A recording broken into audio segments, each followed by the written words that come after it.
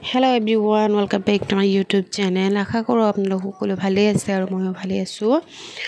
আৰু প্ৰথমতে দি লৈছো হ্যাপি নিউ ইয়াৰ কাৰণ নিউ ইয়াৰৰ এটো মোৰ প্ৰথম ব্লগ হয় সেই কাৰণে কেইবাদিন উকলি গল যদিও নিউ ইয়াৰৰ এটো মোৰ প্ৰথমে ব্লগ হয় আৰু গতিকে এতিয়া হ্যাপি নিউ ইয়াৰ বুলি কৈছো আৰু ব্লগৰ আৰম্ভণিতে মাষ্টৰে আৰম্ভ কৰিছো মস্ত এটা মাছ আছিল হাজবেণ্ডে বাহিৰতে একদম বাকলে সকলে গুছাই অলপ পিস কৰি দিছে তাৰপিছতহে মই গোটেইখিনি ভালকে পিস কৰিব পাৰিছো ইমান মস্ত আছিল তো মোৰ সম্ভৱ হোৱা নাছিল ইয়া কাটি ইয়াতে মই ফ্ৰিজত থৈ লৈছো আধাখিনি ইয়াত আধাখিনি বাহিৰত আছে তো ভাবিছো লাৰে বনাও কাৰণ বহুত মস্ত হয় মাছটো আৰু এনেকুৱা ডাঙৰ ডাঙৰ মাছেৰে লাউ খাবলৈ ভালে লাগে কাৰণ তেলেতিয়া হয় পেটটো বহুত সেই কাৰণে আৰু ইয়াতে এটা কথা ক'বলৈ লৈছো হয়তো বহুতে ভাবিব পাৰে যে মই ৰান্ধা বৰা খোৱা মাছ পাছলে এই দেখাই থাকো আসলতে মোৰ জীৱনৰ অংশ এইখিনি হয় মই ৰান্ধা বৰা খোৱা আৰু কামৰ ঘৰৰ কামৰে মাজৰে মোৰ জীৱনটো আৰু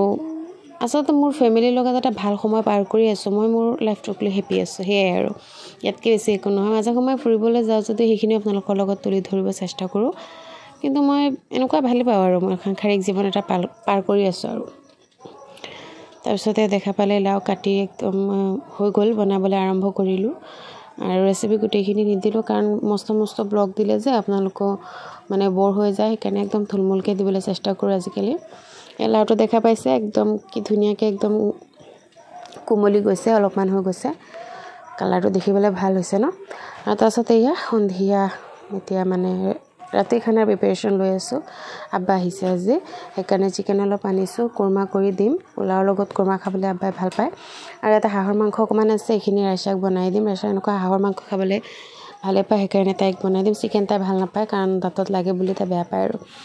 তাৰপিছতে ৰুটি বনাই আছো হাঁহৰ কাৰণে ৰাতি পোলাও নাখায় সেইকাৰণে ৰুটি বনাই দিছো ইয়া কুৰমা ৰেডি হৈ গ'ল একদম সিম্পল কে বনোৱা মোৰ মালাই কুৰমা হয় মই গাখীৰৰ মলাই লগত বনাও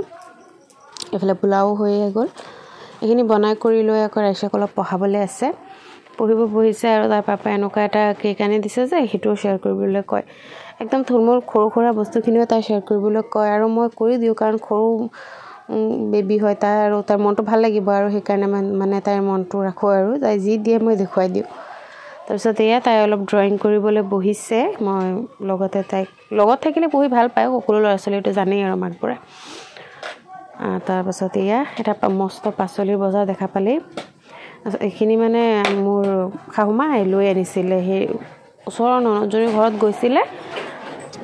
আহোতে লৈ আনিছিলে মানে অলপ কমত পাইছিল যে বেছিকে লৈ আহিছিলে তাৰপিছত এই আবেলি সময়ত অকমান আবেলি নহয় আবেলিটো কেতিয়াবাই পাৰ হ'ল আৰু এতিয়া এই কাপোৰখিনি গুছাই লবলৈ লৈছিলো দিনতে একদম যে দম লাগিছে কাপোৰ দেখা পাইছে এইখিনি ধুইছিলো ধুই শুকুৱাই থৈ দিছিলো ভাজ কৰিবলৈ মই সময় পোৱা নাই তো এতিয়া জাপি লৈছো কাপোৰখিনি আৰু কি কাপোৰখিনি জপাৰ পাছত আকৌ কিবা কিবি এইখিনিটো আৰু ইয়াতকে বেছি কি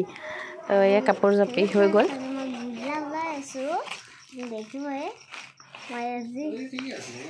পৰীক্ষাত মানে 50 পাইছো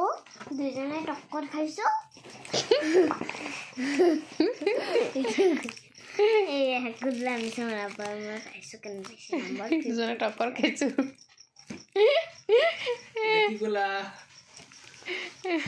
কি কলা বাবা দুজনে টক্কৰ খাইছা কেনেকৈ টক্কৰ খাইছা মেকুৰী আপোনাৰ আৰু পেন্সিল মই যে নাচিছিলো এইটো পাইছো আৰু মোৰ এইটো মেকুৰী সামনাটো মোৰ ফ্ৰেণ্ড দিয়ে দিছিল পেন্সিলটো মই নাচি পেলাই পাইছো বাই বাই